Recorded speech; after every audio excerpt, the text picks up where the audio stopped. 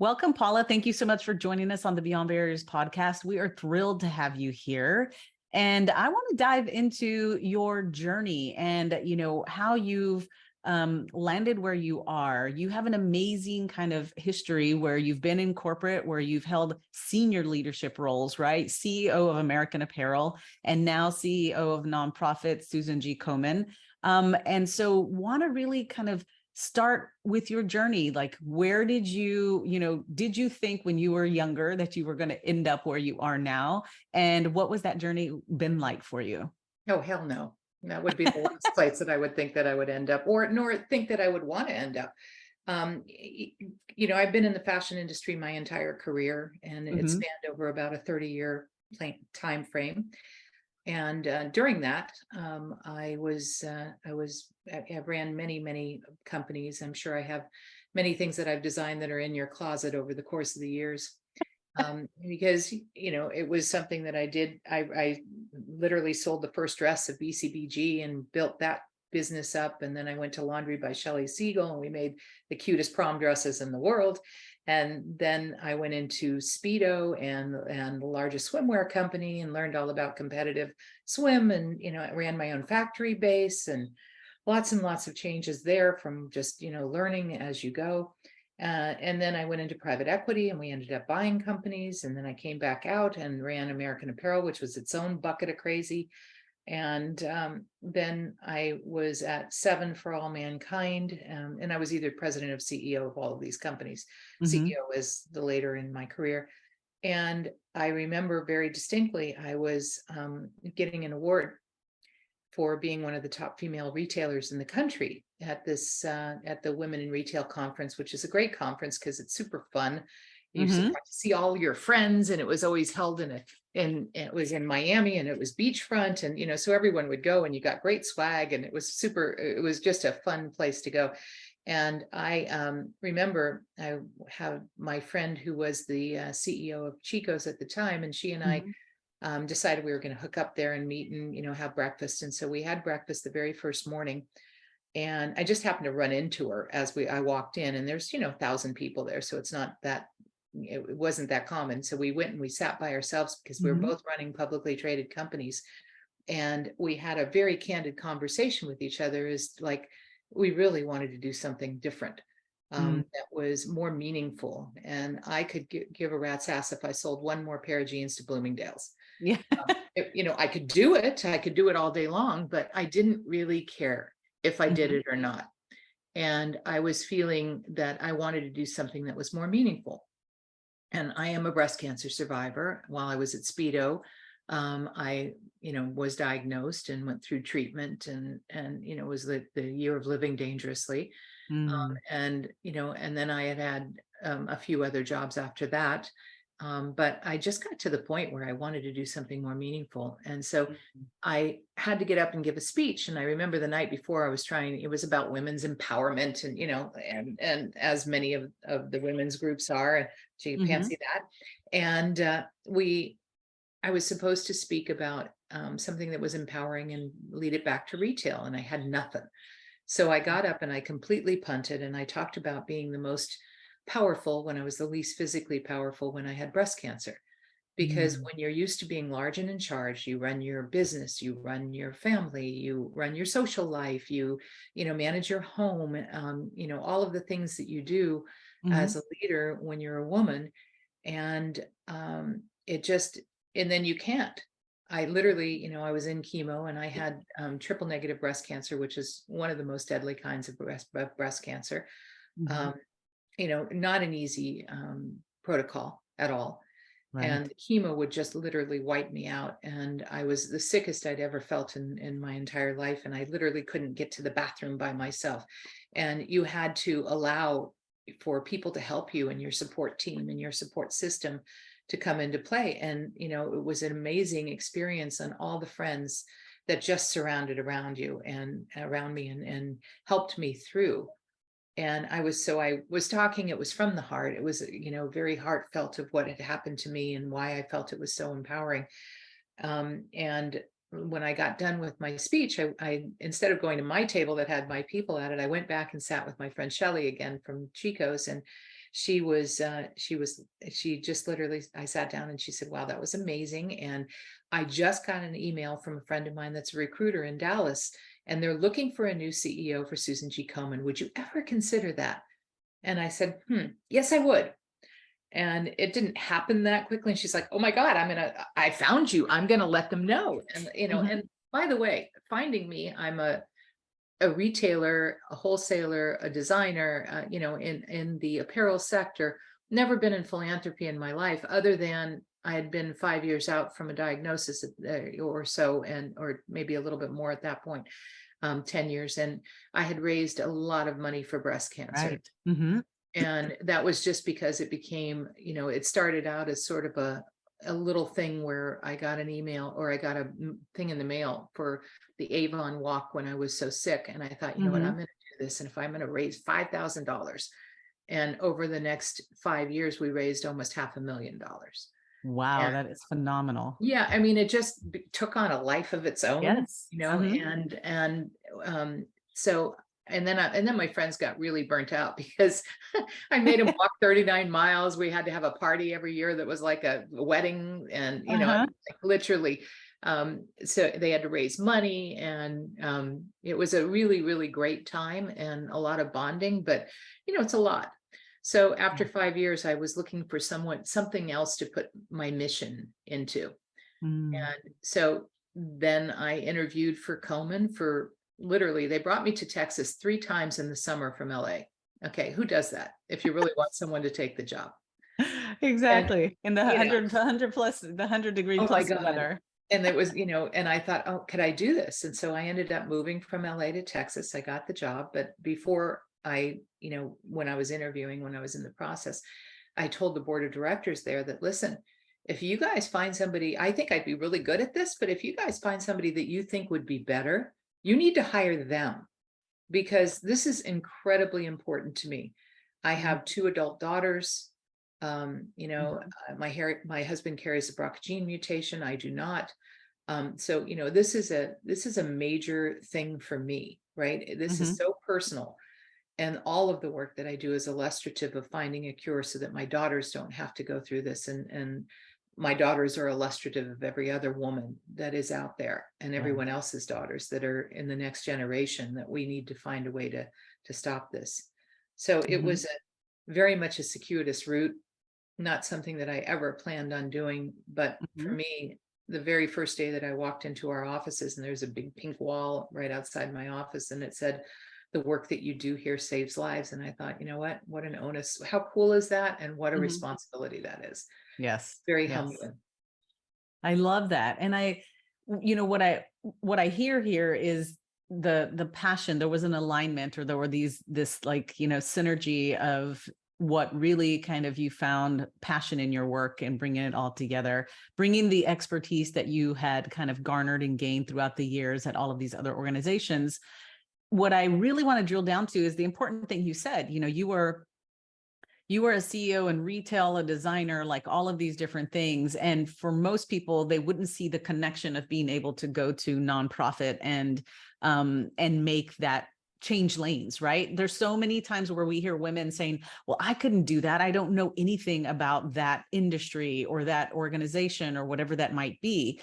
Can you talk a little bit about maybe some of the challenges that you were fighting internally with yourself, or maybe even other people were challenging you about, and making and shifting from kind of like C-suite retail to C-suite nonprofit? Yeah, it's different. I remember one of my best friends said to me, what the hell do you know about that?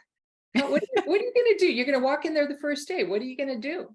And I said, I'm going to listen, and I'm going to figure it Mm, out, because, I do think that women, in general, and we know this to be true because there's statistics that show that if there is a job description and there are 10 things you need to know, if a man has 2, he'll think he's qualified, and a woman feels that she has to have 8 or 9 in order to feel qualified. exactly. And it's amazing when you have managed people, and you've been a leader in different areas. A lot of this is just transferable skill set. The Yes. widgets are different, right? And Mhm. what you're doing is different. And certainly I do not have a medical background. The person that I replaced was a doctor. So, but Mm-hmm. I have a practical background of, we are a patient advocacy organization, and I was a patient, and I can talk to that firsthand. That wouldn't have alone qualified me by any stretch, but Mm-hmm. it certainly helped me with the passion to want to do this and the understanding. And I think it's great for nonprofits to have people that have run for-profit organizations, because you Mm-hmm. think about things a little bit differently, and you bring to bear your expertise and your skill set. But I do think that women underestimate their abilities to problem solve, Mm-hmm. and to figure things out. And I've learned so much in the last, I've been here almost 6 years now, and I've learned a tremendous amount about the glories of the cell cycle, Mm-hmm. and things that I would never really want to know about. And I'm still very, very surface. I Mm-hmm. remember, we have a scientific advisory board that's made up of the top docs in the world with breast cancer. And there was a lovely man, Dr. George Sledge from Stanford, who ran Stanford Oncology. Mm-hmm. And he was our head of our scientific advisory board, and wanted to meet me, and I wanted to meet him, right? And so we had our first dinner, and I thought, oh my God, what am I even going to talk about? I'll be Uh-huh. well dressed, right? Because Yeah. and here, he's just exactly like you think. We're in Palo Alto. He rides his bike to the restaurant. He got gray hair and little spectacles, and he's just adorable. So we were having a very nice dinner, and the conversation was flowing easily. And he said to me, well, listen, if you'd like, I can give you a little tutelage on all the medical terms and all the medical things that you're going to need to know, and in order to be like more effective. And I sat back and I thought, and I said, George, let's be real here. Okay. I am fashion girl that is coming in to run a cancer advocacy organization. Uh-huh. It'd be like me trying to learn Chinese and dealing with the top level of the government. Why don't you let me do what I do really well, which is bring Mm-hmm. the best and the brightest and the smartest together. And you accompany me when Mm-hmm. there are things that are going to be very technical, because no one's going to believe it. Even if I Mm-hmm. start espousing my glories of the cell cycle, no one's going to, I didn't go to medical school. I don't have 50 years of background in that. Mm-hmm. So I'm not even going to try to be that person. I'm going Mm-hmm. to be the person that is the leader of the band, and that will bring the best and possible brightest minds together and create the strategic initiatives that we need to propel ourselves forward, but not be the one that has to be the smartest person in the room, because I will never be the smartest person in the room, in almost any room, but certainly not this room. Mm-hmm. So, and we forged a wonderful partnership, and and he was incredibly helpful to me. Mm-hmm. And I think that I was helpful to the cause, because I bring the brightest and together, and we create the strategic initiatives that we need. But Mm-hmm. I recently wrote an op-ed, and it's called The Imposter Syndrome. Yes. For me personally, there has not been one job that I have had that does not have a recurring dream, where I am in a boardroom or I am in some kind of meeting, and they're all talking about something that I know nothing about. I can't even Mm-hmm. follow the conversation. And and it has happened to some varying degree Right. along the way, because there's been things that when you take over and you have to learn a new skill set, you have to listen and learn it, but you're not expected to know everything. You Mm. cannot be the best at everything. So don't even try. I love that. And I love that I'm so glad you brought that up. And I commend you for being so courageous and vulnerable and sharing that, right? Because I think most people will see someone like yourself who has had the C-suite title for a decade or more, thinking that everything is buttoned up and all put together, and that, you do know all of the things that you're supposed to. They said, some people have this perception of, that you do have to know all the answers and that you have to do this. But there were a couple of things that you did. You talked a little bit about understanding, knowing, your superpower, and that you really can leverage community and bring together the best and the brightest to get the things done. And you don't have to be the smartest person in the room. You just bring together all the smartest people in the room. Yeah. And you're one among them, right? I think that was really, really powerful in really giving a good example about leveraging community and the people around you, but also the fact that you don't have to be able to do it all, like this superhuman ability to be able to do it all. Can you talk a little bit more around, you know, and I think maybe this you can share with us, but in this idea around courage and bravery and going, you know, moving forward despite the uncertainty. I mean, you did it when you got diagnosed with cancer. You've done it when you've gone to these different jobs where there's a lot of uncertainty. What would you say is the one thing that helped you keep moving forward? Well, I think keeping calm. You know, Mm, I joke, but not really. There was, when I started at American Apparel, which was, you know, it was the largest apparel manufacturer in the United States. And it was literally I wasn't even employed yet. It was Christmas Eve day. And I was at the factory, and the factory's huge, 7 floors, 2 buildings, mhm, almost 800,000 square feet. I don't even know where I am in these buildings because I hadn't started yet. It was like the first or second time I'd even been in the building. mhm, And I was bringing some people that I was thinking of hiring to help me, and taking them on like a very informal tour throughout the mhm. building.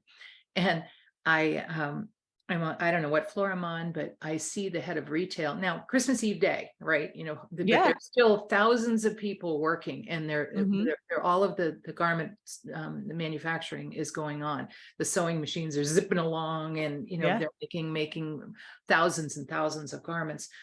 And I see the head of retail running across the expanse, which is like a football field, towards me, and I'm thinking, huh, that's interesting. And she comes up to me and says, "There's a fire in the building." I'm like, "Okay, what do we do when there's a fire in the building? What is the protocol?" And I'm, Uh-huh. like, not calm inside, but you know, Mhm. I'm radiating calm. And she said, "I don't know. You know, we don't really have one." And I said, "Okay, well, who's here to help? Because it's Christmas Eve day, right?" Right. She goes, "I don't know, no one." And I'm like, "Okay." And I said, "How many floors are in the building?" 7. I said, "What floor are we on?" 7. I said, "Okay, I want you to take 4, 3, and 2, and I will take 7, 6, and 5, Uh-huh. and I need you to clear everyone out of the building. Can you do that?" And I don't know her, you know, I have no Yeah, idea what her competencies are, you know. exactly. She said, "Okay." And so this gentleman walks by me, and he's Hispanic, and I grab his arm and I say, "Hi, do you speak English?" "Yes." And I said, "Okay, what is your name?" And he tells me his name. And I have now a death grip on this guy's bicep, you know, and he's Yeah. looking at me like I'm nuts. And Uh-huh. I said, "I'm going to be the new boss that's coming in here next week. But right now I need your help." I said, is fuego fire in Spanish?" Uh-huh. He says, "Yes." And I said, "Okay, there's a fire." And I can see coming out of the elevator shaft is smoke, and it's the smoke is starting to fill. And all Mhm. of these workers are still continuing. So Yeah. we've got to get everybody out of the building, you know. And so Uh-huh. we are walking through yelling fire. He's explaining in Spanish. I'm explaining in English. I don't know where one walks down the stairs, but we get everybody out of the building. And I thought I mean, like, I left there thinking, oh my God, you know, this is like, you know, the fire's burning all around me. And I just have to stay calm. But Stay calm. I love that story. I'm going to have to share that story because that's, like you said, inside you weren't, but you oh had to no, radiate calm, and you literally became this girl is on fire. So, yeah, there are fires around you. And if you can, you know, mhm, and I guess also, you know, I will relate that back to having cancer, mhm, because your biggest concern in life is that you have children and that you will not be here to raise your children. mhm, And you know, when I got diagnosed, my oldest daughter was going into high school, and my youngest daughter was going into middle school. So they were young, and I felt like at super vulnerable ages and really needed their mom. mhm, And if you have had to deal with a life-threatening disease, and mine was very life-threatening, mhm. you know, and you're concerned about leaving your children, after you get through that, nothing else can rattle you. I can imagine. You know, Yes, the resilience you build from that. yeah, I mean, you know, if it doesn't kill you, it makes you stronger, and then you have to be able to use that and channel it. And Mm, you know, and I've been in turnarounds. Like, my background was in turnarounds, and not mhm, for Komen, although because of COVID that turned into a turnaround too. but just, it's staying calm and figuring out the rationale, making it, deciding what percentage that you feel that you're going to be right, that you're Mhm. going to go on, because some people wait till they're like 90%. I'm Right. like 70, 75% range and we move, Mhm. so it just depends on what you're doing. And, especially in a crisis mode and turnarounds, it may even be less than that. Right. Mm. You just think you got a gut and you go. I love that. And I love what you're talking about, because one of the things that we see in research, and I saw it myself when I used to run promotion processes, is that some of those things that would hold women back weren't the meeting their KPIs or the revenue goals or any of those things. They were always knocking that out of the park. But what would hold them back was this idea of not being decisive enough, or, not, taking too much time or procrastinating, like you said, till it was like 99% sure. What would you say, like, what helped you build, I guess, that muscle of 75% is good, let's just move forward? What helped you build that muscle to make the decision sooner? But if things did go sideways, how did you remedy that? Yeah, I worked in turnarounds, right? Mhm. And by the way, when I worked at BCBG, which was my first, I had, big role, Mhm. and I sold their first dress, and then we built it into like a $250 million company by the time I left. Mhm. That was the entrepreneurial side, right? And then I Mhm. went into every one of the rest of the ones that I had was a turnaround. Mhm. And in when you are in a turnaround situation, you don't have time to make Mhm. decisions, that are like, you can't take as much time with the analytics and all of that. Right. And really it's making those decisions, making them quickly and failing fast, because you will fail on some of Yes. them. Mhm. And I'm all for taking risks, but understanding, if you fail, admit it and fix it. Stop what you're Mm. doing, start another path. And and that's a pretty in that's a very powerful tool if you use it correctly. Mhm. When I love when that. Failing fast. fail Yes. fast, as fast as you possibly can, and then Yes. course correct. And um that's so powerful to use, because research has shown, like, women will just we tend to, we stay in, we start spiraling downwards if we fail. Like, we sit there and we kind of like stay in this like cloud of like failure, instead of like failing fast, like, okay, what did I learn for that? Let me fix it and then move forward. I when love we that. when COVID hit, and of course everybody was, you remember the day. I remember the day. It Yeah. was March 20, the 3rd was my birthday, right? So I was having a big pity party because we would stayed home, and this was the first day that we stayed home, and I Yeah. couldn't be with my kids, and all those things were happening, and I thought, okay, let's figure out what we're going to do here. And Mhm. you all had those conversations. Well, I'm not just going to postpone my vacation till the middle of summer, and we should be fine. Right. But, we had an affiliate structure, which was 63 different affiliates that Komen, that had their own governance boards. And Mm. and about 75% of their revenue was based on bringing, 5 to 10,000 of their closest friends together for a race or a walk.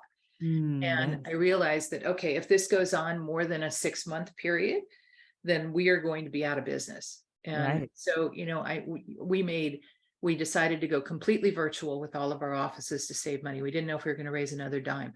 We Mhm. decided, and I got my board on board with this, which I have a fabulous board, Mhm. that, and by the way, their hair was on fire with their world too, right? So, Yes, how everybody much is. they're really going to care, but they did care. But they saw where I was trying to go, and very, very quickly. And that we decided to go into a single incorporation and cut off all of the affiliate agreements, and said, we're only going to take a certain percentage of the staff.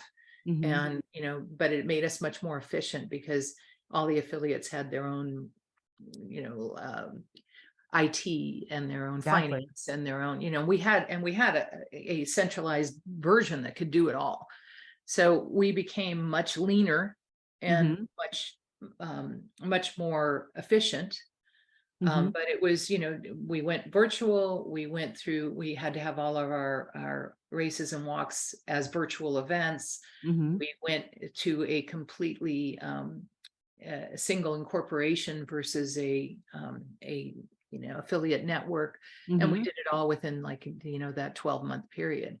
which Mm. was massive. The amount of work was massive, and learning everything. But Mhm. that's where, again, the fires are burning around me. And for Mhm. me, I can stay calm because no one's dying. I mean, Right. people were dying of COVID, right? Which was Mhm. a horrible, horrible thing. But, Right. when you're making these decisions about a business, it wasn't a life or death situation. It was Exactly. like, we need to be here at the other end because our stakeholders depend on us, and there's no one to pick up the pieces. Mhm. I love what you just said in terms of being that leader that future ready leader of really anticipating and thinking ahead of time. Like if this happens and if this is still going on in 6 months, it's the end of us, right?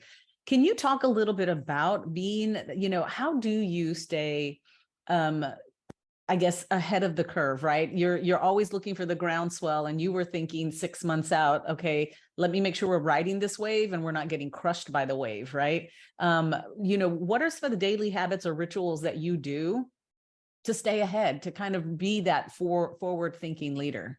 Confused with the facts. Yes. Okay. Yeah. Because I'm a big proponent of the P&L guides all. Right. Mm. Because if you can understand what your expense structure is and what your revenue structure is and how you're going to manage between the two, and deliver, right? Mm. And that's really, it was really starts with being grounded in the financials. Because if Mm. you are grounded in the financials, then you can make decisions. And it's really getting as much data as you possibly can too, right? Because, absolutely everything we do at Komen, and I think most places that, I've been, that after a while have been well running, um, are really creating the strategic initiatives that you need, following and executing and having accountability. And Mhm. people are really happy when they are accountable and they understand what they're accountable for. When they're Mhm. realistic expectations, you can hit those expectations. When we were talking earlier and we were talking about change and people understanding that you can do things that you didn't do before, Yeah. and failing at things. I had one of my jobs, I was hired by one person, and then that person left, and I got adopted by another person, and I didn't have the skill set that she wanted. you Mm. know and regardless of how, I mean, I had intellectually certainly smart enough, but Yeah. I didn't have the presentational skills that she wanted. And Mhm. I couldn't articulate what she wanted from me. And we were like friendly, but Mhm. we were crossing paths, right? She wanted something, she was way, way, way more analytical, and I was way, way, way more aesthetic. Because Mm. it was in the apparel sector. So to me, if you don't make an unbelievable product, and that's where your focus should be. To Yeah. her, she's counting it, right? And I'm like, Mm. well, you Yes. can't count it if it doesn't sell. And so, but it was when I was in private equity, is when I learned these presentational skills. And it was Okay. already after having taken the hard knocks of that job not working out for me, when I was a superstar under one person and then not Yes. under another person. And sometimes it just works out that way. And, it is part of your personal development of growing through the Mhm. ranks, that you're not always, there's always a big chance that if you are not, if there's a change of your management, that you are not going to make it through. And it, Mhm. and it may not have anything to do with you, other than their expectations of what your job should be, Yes. right? So Mhm. it was, it's figuring that out along the way too. But because I had all of these, like Harvard MBAs, I mean, all these guys that worked in private equity that never actually run anything. Right. Exactly. But oh my God, were they analytical, and their presentational skills were unbelievable. Mhm. And I learned so much from my stint there, because you're trying to get someone to buy $1 billion business or $100 million business or whatever it is. Uh-huh. And, so you have to do a presentation to the investment committee on the why. And I would Mhm. look at these presentations and I would say, oh my God, had I had this skill set at my last gig, when I got my new boss, Mhm. I would have absolutely been able to show her what was intellectually in my head. Yes.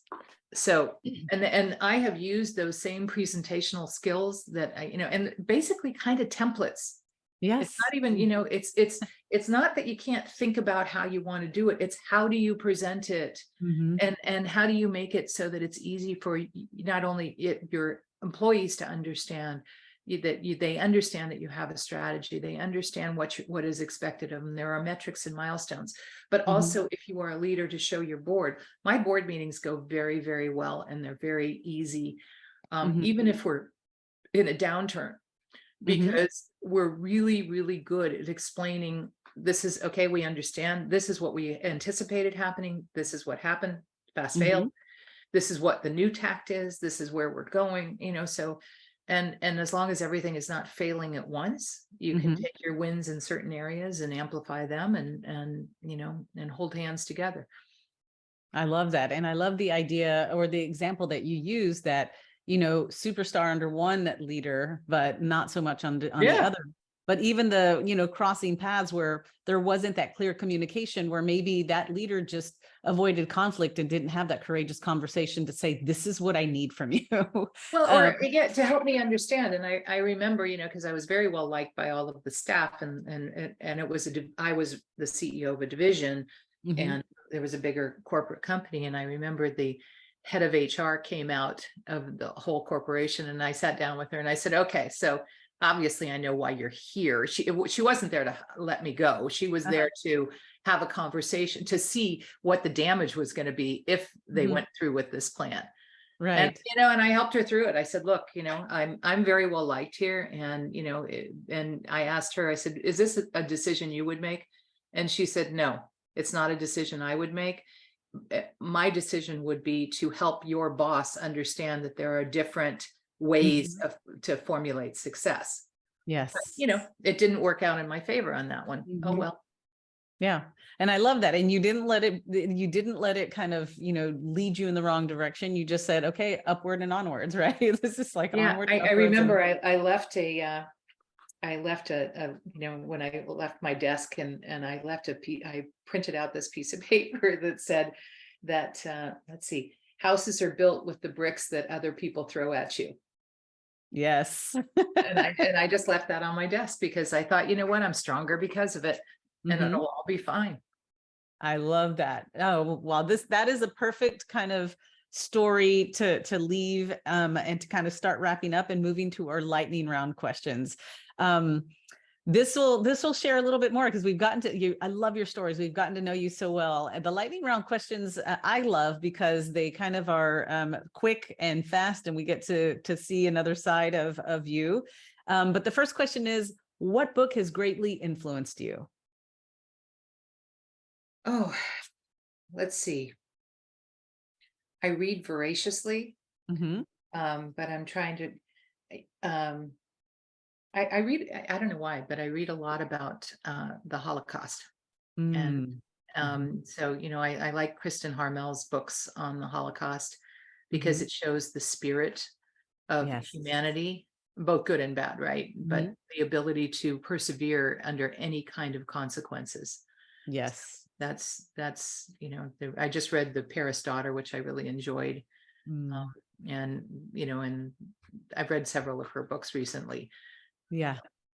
And I love those because it gives you perspective of sometimes you think your problems are so Vast, significant, right? right? Massive. And then you read a Yeah. book like that and you realize, okay, let Yeah. me level set here. Yeah. I love it. I love it. What is your favorite inspiring quote or saying? Oh, don't sweat the small stuff. Don't sweat the small stuff. And you have shown that you don't sweat the small stuff, even in Yeah. your fire story. Yeah. You can't, Yes. What is one word or moniker that you would use to describe yourself? Okay. It's funny because my birthday was in March, and we had my family together and my son-in-laws, Uh-huh. and they asked the question around the table if they had one word to describe me. And one of my son-in-laws, who I love them both dearly, but Uh-huh. he said instigator. And I thought, you know what? That's probably true. because Instigator. I instigate things just to see what happens. Get them But it's, started, get them going. and it's also, because humor is a huge part of, I got to find a good laugh every day. So Uh-huh. I would probably have to go with instigator. Instigator. I love it. I love it. What is one change, a habit, a behavior, some sort of action that you implemented that made your life better? Uh, I would say it was literally finding the joy every day. Yes. Because you're living life, and I was in my 40s when I got cancer. And, Mhm. I was really happy in my life. There was a good career, wonderful husband, great family, beautiful kids, the whole 9 yards. But I just think finding the joy. And then Mhm. while I went through cancer, I created a mantra that every single day I would say, I am happy, I am healthy. And I'd go for, whenever I could get out of bed, I'd go for walks. And I would say it with Mhm. every step, I'm happy, I'm healthy, I'm happy, I'm healthy, until I became happy and healthy. Mm. So it's just ways to find the joy each and every day. I love that. And I love the happy, the healthy, the mantra is like, it's you're telling yourself, it's just like be kind because you're listening, right? You're Yeah. listening to yourself and you're in your body and you kind of will it. You will it Yeah. to be happy and Yeah. healthy. I love it. Thank you for sharing that. So this is my favorite. So you've been on many stages. You address lots of people all the time. You talked about the speech that you've given in the past. What power song would you want playing as you walk out onto stage? Celebration. Celebration. I love it. Yeah. Yes. Yeah. Oh, Because, celebrate good times. Aha. there we go. Yes. And you got to celebrate the small things all the time, like, Yes. because Absolutely. If we're it, always looking at the end goal, then yeah, like enjoy the journey. enjoy the Because journey. I Absolutely. unfortunately work with, and get to know and lose people that I get to know because of working in breast cancer. Um, Mhm. and life is short. You have no idea what tomorrow will bring, and you got to be able to celebrate every good thing that happens in your life, big or small. I love that. Well, Paula, thank you so much. This has been such an amazing conversation. Thank you for giving us the time here on Beyond Barriers.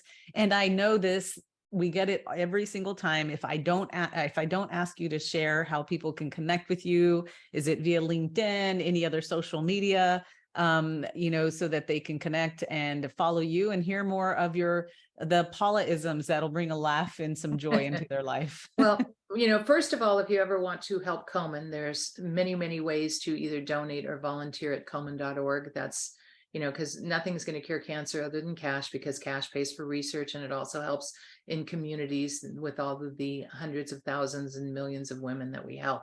Helping Yes. us helps you. And the second thing is, if you want to hit me up on LinkedIn, please feel free. And I'm Paula Schneider, and there are actually two. One is me, and the other is there's a lot, but I love this one. That she is, I think she's the Miss Bolivia, and Oh. and so I am not the one in the bikini, and but I'm sure you could mix us up. But I'm sure that poor Paula Schneider, this gorgeous creature that it gets hit up for me all the time. So just Oh, I know that love I'm it. not Miss Bolivia, uh, Okay. but just the CEO of Komen. I love that. Well, Paula, thank you so much. It's been wonderful getting to know you. And yes, for all of you all listening, please, go to the Susan G. Komen website and donate. My mother, my aunts, we've had many of the races where we've raised the money, and we always surprise ourselves that we always like break the limit. So we're always pushing ourselves to do more and more. But I can say personally that I saw how my mother and my family benefited from being part of the Susan G. Komen community.